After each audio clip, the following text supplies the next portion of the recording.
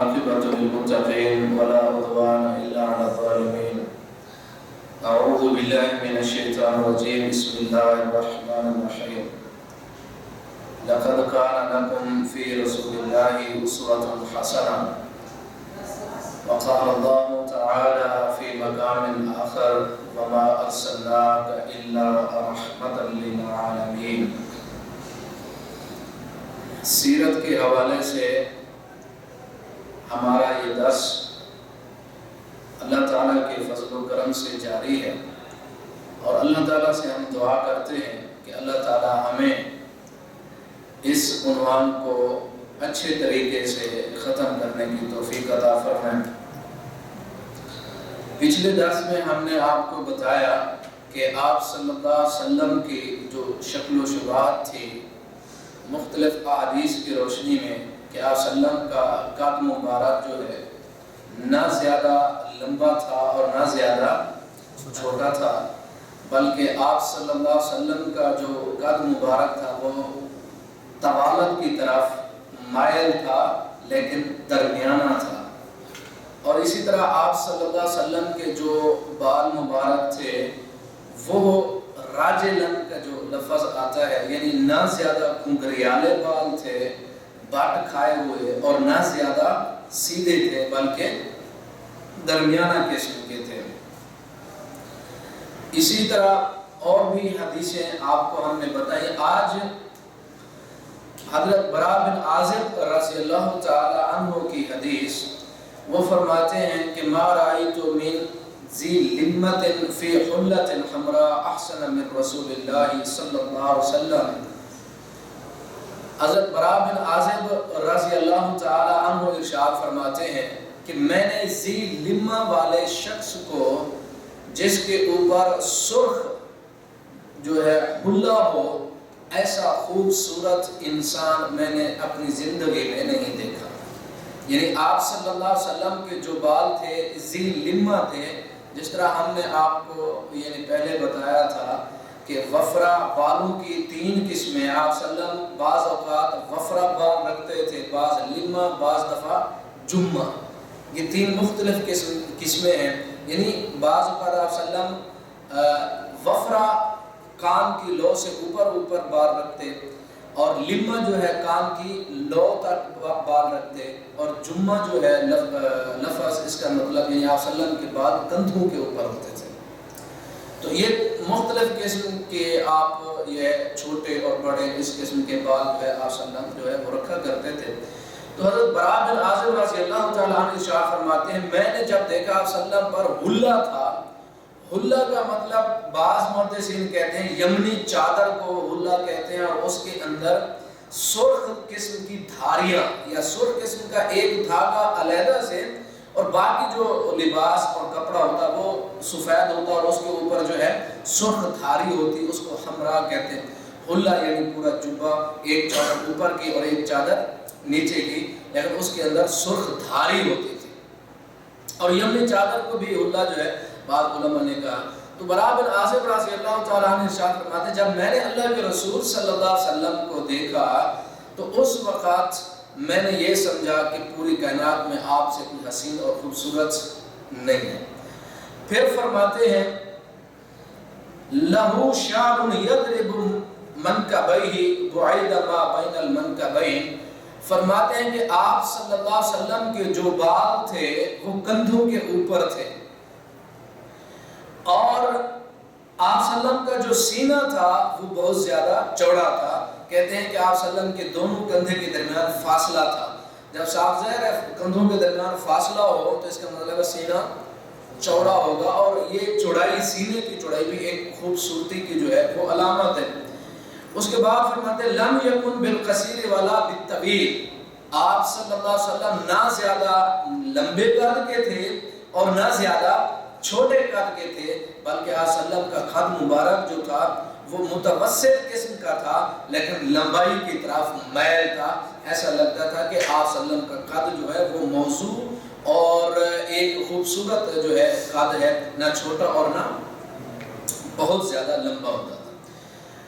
اسی طرح ایک اور حدیث حضرت علی رضی اللہ تعالی عنہ سے یہ حدیث ہے، اور یہ حضرت علی رضی اللہ تعالی عنہ ارشاد فرماتے ہیں لم یکن النبی صلی اللہ علیہ وسلم بالطویل ولا بالقصیر، وہی بات یعنی آپ صلی اللہ علیہ وسلم نہ ہی لمبائی کی طرف اور نہ ہی چھوٹے قد کے، شفن الکفین والقدمین، شفن اصل میں کہتے ہیں بہت زیادہ گوشت کو، ہتھیلی فرماتے ہیں ہتھیلی اور قدموں کے جو گوشت تھا وہ بہت زیادہ تھا، شفن اللحم یعنی کثیر اللحم تھے بہت زیادہ، یعنی ہتھیلی کے اوپر دیکھیں اب گوشت زیادہ ہو تو بہت زیادہ خوبصورت لگتی ہے، یعنی اسی طرح پاؤں کے اوپر اگر گوشت ہو تو یعنی بہت ہی خوبصورت لگتا ہے۔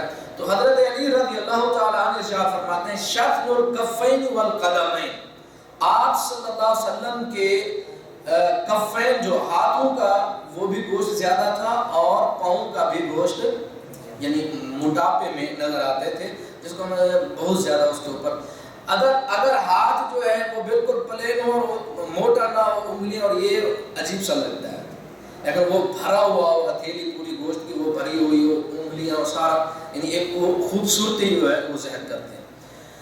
اور فرماتے ہیں زخم الراس، اور آپ صلی اللہ علیہ وسلم کا جو سر مبارک تھا وہ بھی درمیانہ قسم کا تھا، نہ زیادہ چھوٹا اور نہ زیادہ بڑا، یعنی درمیانہ زخم الراس، زخم کا مطلب ہوتا ہے کہ موٹا، کشادہ سر کے جو تھے آپ صلی اللہ علیہ وسلم وہ سر مبارک تھا، اور پھر زخم الراس یعنی وہی بات نہ مطلب چھوٹا سر تھا اور نہ ہی بڑا سر تھا بلکہ درمیانہ قسم کا جو ہے وہ سر مبارک تھا۔ اور فرماتے ہیں زخم القرادیس، آپ صلی اللہ علیہ وسلم کے جو جوڑ تھے یعنی انگلیوں کے جوڑ اور اس قسم کے یہ جوڑ جو ہے وہ بھرے ہوئے تھے، ٹھیک ہے، جوڑ جو تھے کیا تھے وہ بھرے ہوئے تھے۔ آپ دیکھیں اگر ایسے آدمی کو جس کے ہاتھ کے اندر وہ ہاتھ پہ ہتھیلیوں پہ جو گوشت زیادہ اوپر خوبصورت نظر آتا ہے، لیکن بعض لوگوں کے ہاتھ ایسے ہوتے ہیں بالکل چمڑا اور چمڑے سے بھی وہ جو جوڑ ہے وہ بالکل نظر آ رہا ہوتا ہے، ایک عیب سا محسوس ہوتا ہے اور انسان خواہش کرتا ہے کہ اس کے اوپر کچھ چربی چڑھ جاتی ہے۔ تو آپ صلی اللہ علیہ وسلم کے جو جوڑ مبارک تھے وہ بھی بھرے ہوئے تھے گوشت سے۔ طویل المسربہ، مسربہ اصل میں کہتے ہیں جو سینے کے اوپر سے لے کر ایک بالوں کی لین ہوتی ہے اور وہ جا کر سرہ تک، جہاں تک انسان کے یعنی آپ سمجھیں کیا کہتے ہیں اس کو، سطر جو ہے جہاں سے انسان کا سطر شروع ہوتا ہے وہاں تک ایک بالوں کی ایک پوری لین آتی ہے، ایسے اور سطر تک اور بالوں کی پوری ایک لین ہوتی ہے، تو وہ سینہ اور وہ بالوں کا ہونا ایک بڑی خوبصورتی ہوتی ہے۔ بعض اوقات ایسا ہے نا انسان کے اوپر، بعض اوقات سینے کے اوپر اور جسم کے اوپر بال ہی نہیں ہوتے، اور بعض انسان ایسے ہیں جن کا جسم جو ہے اور باڈی جو ہے سامنے کا صدر اور سینہ جو ہے وہ بالوں سے بھرا ہوا ہوتا ہے اور بڑا وہ وجیح انسان نظر آتا ہے، بڑا خوبصورت نظر آتا ہے اور بڑا خوش شکل نظر آتا ہے، اور پھر اس کے اندر ایک لین ہو اور پھر ادھر ادھر سارے بال، وہ خوبصورتی کے اندر اور زیادہ اضافہ ہو۔ تو آپ صلی اللہ علیہ وسلم کا جو تھا مطلب مسربہ کہتے ہیں، مسربہ یعنی وہ پوری بال کی ایک لین تھی، سطر تک ایک پوری لین تھی، تو وہ خوبصورتی کو اور بڑھاتی تھی۔ اذا مشى يتكفأ، آپ صلی اللہ علیہ وسلم جب چلتے تھے تکفؤا، پہلے ہم نے آپ کو بتایا کہ آپ صلی اللہ علیہ وسلم کی جو چار مبارک تھی وہ اس کے تین معنی ہو سکتے ہیں، یتکفأ تکفؤا کے تین معنی ہو سکتے ہیں۔ پہلا معنی یہ کہ آپ صلی اللہ علیہ وسلم بڑی تیزی کے ساتھ چلتے تھے، تکفأ یا تکفؤا تیزی کے ساتھ چلتے۔ دوسرا مطلب یہ کہ آپ صلی اللہ علیہ وسلم یعنی ایسے چلتے جیسے آپ ڈھلوان کے نیچے اتر رہے، بندہ پہاڑی پہ ہو ایسے یہاں سے تو پھر اس کا مطلب تیزی کے ساتھ آتا ہے ڈھلوان کی طرح، آپ صلی اللہ علیہ وسلم کا سر مبارک جو ہوتا تھا وہ جھکا ہوا ہوتا تھا۔ تیسرا معنی یہ کہ آپ صلی اللہ علیہ وسلم جب چلتے بڑی مضبوطی کے ساتھ چلتے تھے، قدم مبارک بڑی مضبوطی کے ساتھ رکھتے تھے۔ آپ نے دیکھا ہوگا کہ بعض اوقات لوگ جب چلتے ہیں نا وہ جوتے کو ایسے زمین کے ساتھ گھسیٹ رہے تھے. ہاں وہ جوتے کا پچھلا حصہ نا وہ گھس جاتا ہے, بالکل ایسا ہوتا ہے کہ جوتا پھر ختم ہو جاتا ہے. تو ایسا چلنا ایک عیب ہے آپ, اور اسی طرح یعنی کمزوری اور لاحق پنی کے ساتھ بھی چلنا, یعنی بندہ کو پتہ چلا کہ ایسے ہی بندہ کمزوری کے ساتھ چلنا, ایسا بھی نہیں. آپ صلی اللہ علیہ وسلم قدم مبارک رکھتے تھے تو بڑی تیز مضبوطی کے ساتھ رکھتے تھے, مضبوطی کے ساتھ رکھتے تھے, اور چلتے تھے تو پھر تیزی کے ساتھ, یا پھر ایسے کہ آپ ڈھلوان کے جیسے نیچے جا رہے ہوں اور آپ صلی اللہ علیہ وسلم کا سر مبارک جو ہے وہ جھکا ہوا تھا.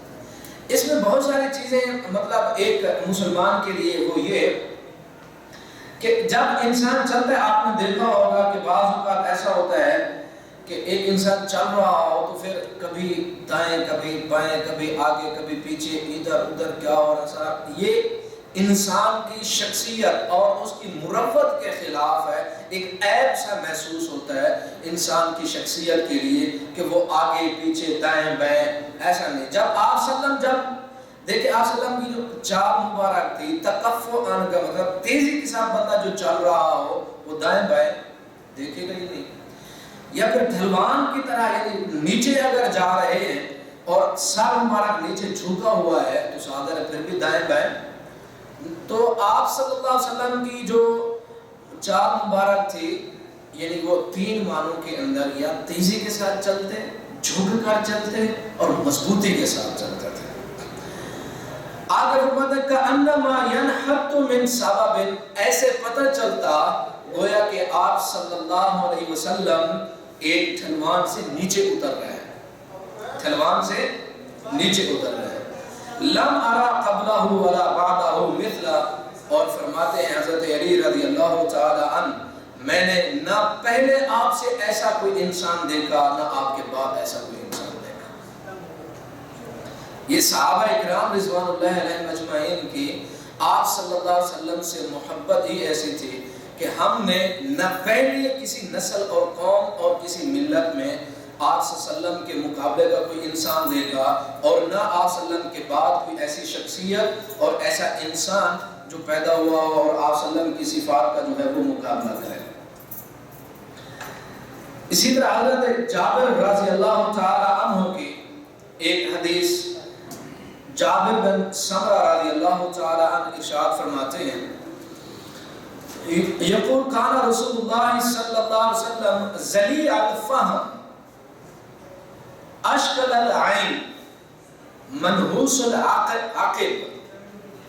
منحوس یہاں دو آنکھوں کے ساتھ ہے, ہاں حلوائی والا نہیں, ٹھیک ہے. یہ منحوس العقب, یہ کون سا ہاں ہے؟ دو آنکھوں والا ہاں, ٹھیک ہے, ہاں حلوائی والا نہیں. تو حضرت جابر جو ہے انہوں نے ایسے فرمایا, تو حضرت شعبہ فرماتے ہیں خود تو میں نے لسماق سماق کے لیے کہا, اس کو پوچھا میں نے ما ذلیع الفہم, ذلیع الفہم کا کیا مطلب ہے؟ انہوں نے کہا عدیم الفہم, آپ صلی اللہ علیہ وسلم کا جو دہن مبارک تھا, جو منہ مبارک تھا, بڑا کھلا تھا. بڑا کیا تھا؟ بڑا کھلا تھا. اور فرماتے ہیں قلت, میں نے کہا ما اشکل العین, اشکل العین کا کیا مطلب ہے؟ انہوں نے کہا طویل شکل العین, آپ صلی اللہ علیہ وسلم کے جو آنکھ کا جو گڑھا ہے یہ بڑا چوڑا تھا, آنکھ بڑی چوڑی تھی, یعنی نہ مطلب چھوٹی تھی ایسے ہو جیسے اندر گھسی ہوئی ہوتی ہے, نہ زیادہ آگے کو جو ہے وہ نکلی ہوئی, بلکہ چوڑی بھی تھی لیکن خوبصورت جو ہے وہ آنکھ تھی. اور فرماتے ہیں ما منحوس العاقب, اس کا کیا مطلب ہے؟ فرمایا قلیل اللحم العاقب, آپ صلی اللہ علیہ وسلم کی ایڑی کے اوپر وہ یعنی باریک بھی تھی ایڑی اور اس کے اوپر گوشت بھی تھوڑا تھا. اب جو یعنی ایڑی کے اوپر جو گوشت ہوتا ہے اگر اس کے اوپر زیادہ گوشت تو اچھی نہیں لگتی, لیکن وہ کہتے ہیں ایڑی جو ہے وہ باریک بھی تھی اور اس کے اوپر گوشت بھی تھوڑا تھا. دیکھیں صحابہ کرام رضوان اللہ علیہ اجمعین ایک ایک چیز کو کس طرح مطلب وہ دیکھتے اور پھر آپ صلی اللہ علیہ وسلم کی توجہ انسان کی کسی انسان سے محبت ہو اتنا باریک بینی سے کوئی نہیں بتا سکتا ہے. کسی بھی انسان سے محبت ہو, ماں باپ ہی کہہ لیں, کسی بھی اولاد کو آج تک یہ پتہ نہیں ہوگا کہ میرے باپ کی داڑھی کے اندر سفید بال کتنے ہیں, توجہ ہی نہیں جاتی کسی کی توجہ ہی نہیں جاتی کسی کی. اور کسی کو یہ بھی نہیں پتا ہمارے والد صاحب جب فوت ہوئے ان کے سر کے اندر کتنے سفید بال, ان کے ہاتھ کی ترتیب اور ان کے ہاتھ کی رنگت اور ان کی موٹائی اور ان کی گلائی اور ان کا فلاں اور پاؤں میں, ہاتھوں میں اور منہ اور یہ چہرہ اور سارے کی ساری جو ترتیب اور ترکیب ہے اس میں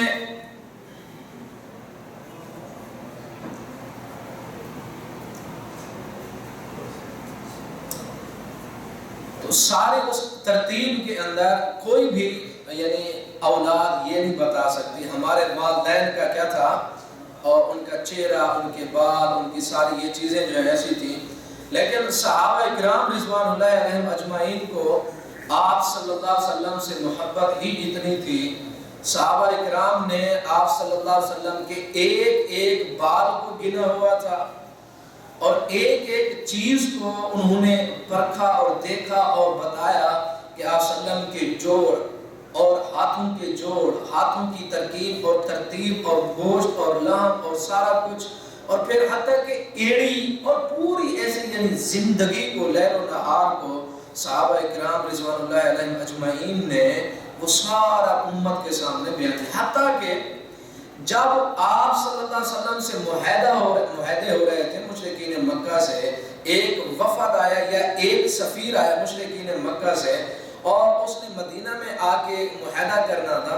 اس نے آگے دیکھا کہ صحابہ کرام رضوان اللہ علیہم اجمعین آپ صلی اللہ علیہ وسلم کا لعاب مبارک کو زمین پر ہی نہیں جانے دیتے تھے اور اس کو یعنی ہاتھ میں لے کے چہرے پہ مل لیتے تھے. تو وہ انسان کہنے لگا تم اس انسان سے اور اس قوم سے کیسے لڑ سکتے ہو جس کے پیروکار اسے اتنی محبت کرتے ہو, تم اس سے کیسے لڑ سکتے ہو؟ میں نے ایسا بادشاہ دنیا میں کبھی نہیں دیکھا. کیسر کسریٰ کو بھی دیکھا, روم و ایران کے بادشاہوں کو بھی دیکھا ہے, لیکن یہ جو بادشاہت ہے میں نے دنیا میں کبھی نہیں دیکھی.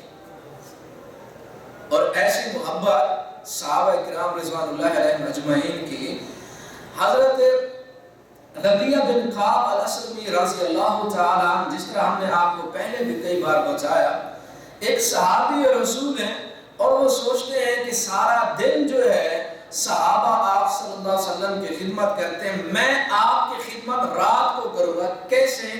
میں آپ صلی اللہ علیہ وسلم کے دروازے پہ جا کے اور وہاں رکوں گا, رات گزاروں گا. ممکن ہے اللہ کے رسول صلی اللہ علیہ وسلم کو کسی چیز کی ضرورت ہو اور وہ کسی کو بلائے سارے سوئے ہوئے ہوں تو دروازے پر میں موجود ہوں گا, تو میں آپ صلی اللہ علیہ وسلم کی وہ خدمت کروں گا. اگر پانی کی ضرورت تو پانی لا کر دوں گا. اور دوسری چیز تو پھر وہ حضرت ربیعہ رضی اللہ تعالی عنہ رات کو آپ صلی اللہ علیہ وسلم کی چوکھٹ کے اوپر سر رکھ کر سو جایا کرتے.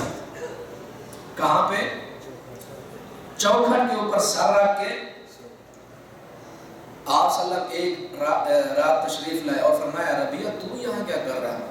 کہا کہ اے اللہ کے رسول میرا ایسے ہی ارادہ تھا.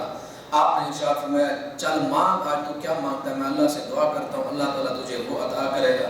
حضرت ربیعہ رضی اللہ تعالیٰ عنہ فرمانے لگے اللہ کے رسول میرے لیے دعا کیجئے کہ میں جنت میں آپ کے ساتھ رہوں. جنت میں کیا مطلب میرے اعمال سارا کچھ پتہ نہیں اس میں جنت ہوتی ہے نہیں, لیکن آپ صلی اللہ علیہ وسلم کے ساتھ اگر جہاں آپ صلی اللہ علیہ وسلم ہوں گے تو میں بھی وہاں, تو جنت پکی ہوئی نا. کیا خیال ہے؟ پھر تو جنت پکی ہے نا. تو حضرت ربیعہ رضی اللہ تعالیٰ ساری رات آپ صلی اللہ علیہ وسلم کی چوکھٹ کے اوپر سر رکھ کر کیا کرتے؟ وہ صحابی رسول ہے, اس کو اللہ تعالیٰ نے فرمایا رضی اللہ عنہ ورضوا عنہ اولئک هم المفلحون اولئک هم الراشدون. یہ صحابہ کے بارے میں اللہ تعالیٰ نے ارشاد فرمایا فَإِنْ آمَنُوا بِمِثْلِ مَا آمَنْتُمْ بِهِ فَقَدِ اهْتَدَوْا. قیامت تک آنے والے جتنے لوگ ہیں ان کا ایمان اگر صحابہ کی طرح کا ایمان نہیں ہے تو اللہ تعالیٰ فرماتے ہیں میں ان کا ایمان قبول نہیں کروں گا۔ وہ لوگ اور وہ شخصیات اللہ کے رسول صلی اللہ علیہ وسلم کی محبت اور وفا میں اتنے ہیں کہ چوکھٹ کے اوپر ساری رات گزارتے ہیں۔ ممکن ہے کبھی اللہ کے رسول کو ہماری ضرورت پڑ جائے تو آج ہم مسلمان بھی دیکھیں کہ ہمارے دلوں میں آپ صلی اللہ علیہ وسلم کی کتنی محبت ہے۔ اور یہ بات یاد رکھیں کہ آپ صلی اللہ علیہ وسلم کی محبت مسلمان کو وہ درجات اور وہ عزت دنیا آخرت میں دیتی ہے جو کسی اور عمل سے نہیں ہوتا۔ انسان اپنے ذاتی اعمال، نماز، حج، روزہ، زکوٰۃ سارے، لیکن اللہ کے رسول صلی اللہ علیہ وسلم سے جتنی محبت اس کو ہوتی، اس کی محبت بڑھتی چلی جائے گی، اس کے درجات اللہ تعالیٰ کے ہاں اللہ تعالیٰ ارشاد فرماتے ہیں قل ان کنتم تحبون اللہ، اگر تمہارا اے لوگوں دعویٰ ہے کہ میں اللہ سے محبت کرتا ہوں، اللہ تعالیٰ فرماتے ہیں نا، پہلے میرے رسول سے محبت کرو پھر میری طرف۔ اسی طرح حضرت جابر بن عبداللہ رضی اللہ تعالی عنہ وہ فرماتے ہیں، اس سے پہلے ایک حدیث ہے حضرت ابو ہریرہ رضی اللہ تعالی عنہ کی، وہ فرماتے ہیں کہ کان رسول اللہ صلی اللہ علیہ وسلم ابیض کانما سیب من فضة، جو صحابی جس طرح دیکھتا نا وہ پھر وہی تعبیر جو ہے وہ شروع کر دیتا ہے۔ فرماتے ہیں کہ آپ صلی اللہ علیہ وسلم سفید رنگ کے تھے، کانما سیب من فضة، گویا کہ ایسے لگتا کہ آپ صلی اللہ علیہ وسلم کو چاندی سے بنایا گیا ہے۔ چاندی کتنی چمکتی ہے، سفیدی بھی ایسی نہیں کہ مطلب بالکل سفیدی نہیں، چاندی کی طرح، یعنی آپ کو چاندی سے ڈھالا گیا، چاندی سے بنایا گیا، یعنی خوبصورتی کی انتہا تھی۔ پھر فرماتے ہیں کہ راجل الشعر، اور آپ صلی اللہ علیہ وسلم کے بال جو ہے وہ ایسے تھے، نہ زیادہ گھنگریالے تھے نہ زیادہ سیدھے تھے، بلکہ متوسط قسم کے بال تھے۔ حضرت ابو اسحاق کی ایک حدیث ہے حضرت براء بن عازب رضی اللہ تعالی عنہ سے، وہ فرماتے ہیں، اور یہ حدیث جو ہے بخاری شریف کی حدیث ہے، فرماتے ہیں اکان وجہ رسول اللہ صلی اللہ علیہ وسلم مثل سیف، سوال کیا انہوں نے حضرت براء بن عازب رضی اللہ تعالی عنہ سے کہ آپ صلی اللہ علیہ وسلم کا جو چہرہ مبارک تھا کیا وہ تلوار کی طرح تھا؟ اب تلوار کی طرح کا مطلب، کیونکہ تلوار جو ہے جب اس کو تیز کیا جائے اس میں چمک ہوتی ہے اور تیزی بھی ہے، تو کہنے لگے کہ کیا وہ تلوار کی طرح تھا؟ انہوں نے کہا، براء بن عازب رضی اللہ تعالیٰ عنہ ارشاد فرماتے ہیں قال لا بل مثل القمر، بل مثل القمر، بلکہ آپ صلی اللہ علیہ وسلم کا چہرہ مبارک چاند کی طرح تھا۔ اب مثال تلوار والی اس طرح، یعنی اس کی تشبیہ کا جو مقصد ہے، تلوار جو ہے وہ لمبی ہے، تلوار کیا ہے؟ لمبوتری ہے تھوڑی سی، اور آپ صلی اللہ علیہ وسلم کا ایک صحابی رسول فرماتے ہیں آپ صلی اللہ علیہ وسلم کا چہرہ، اس کی تشبیہ وہ صحیح نہیں ہے، کیونکہ وہ تو لمبی ہے، اگر چہرہ انسان کا لمبا ہو تو وہ اچھا نہیں لگتا، تو صحابی رسول کہتے ہیں آپ صلی اللہ علیہ وسلم کا جو چہرہ مبارک تھا وہ مثل القمر، گول تھا، ٹھیک ہے؟ تو گولائی میں جو چہرہ اور بڑا منہ اور سینہ چوڑا اور سر مبارک بڑا اور سارے جوڑ بھرے ہوئے ہتھیلیاں، وہ چہرہ بڑا خوبصورت لگتا ہے۔ تو یہ جو تشبیہات صحابہ کی تھی، مطلب جو نظر آیا، لیکن اللہ تعالیٰ نے جو ان کو بنایا وہ اس سے بڑھ کر ہے۔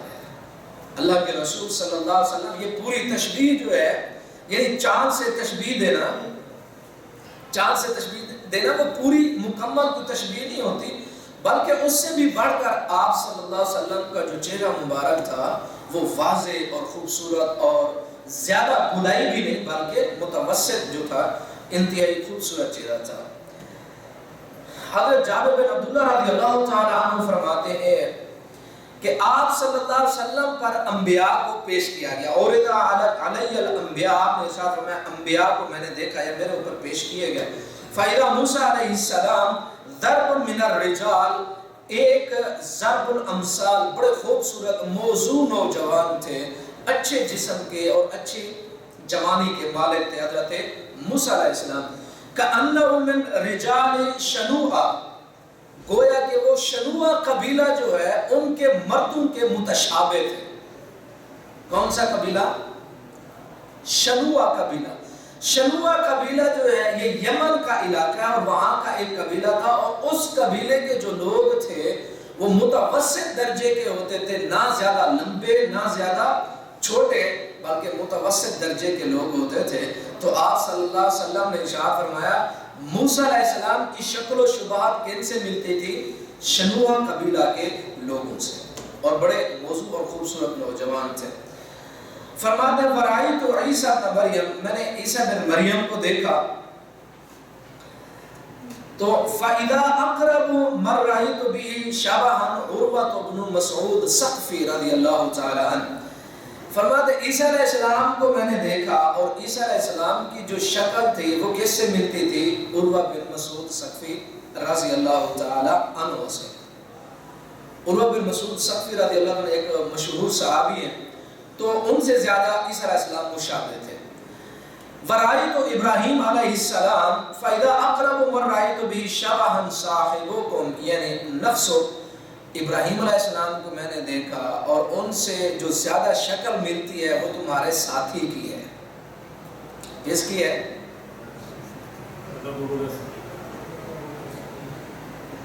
نا، یعنی نفس آپ صلی اللہ علیہ وسلم اپنی طرف اشارہ کر رہے تھے، یعنی صاحبکم تمہارے ساتھی کی طرح، یعنی نفس اپنی طرف آپ صلی اللہ علیہ وسلم اشارہ کر رہے تھے کہ ابراہیم علیہ السلام کی جو شکل تھی وہ کس سے ملتی ہے؟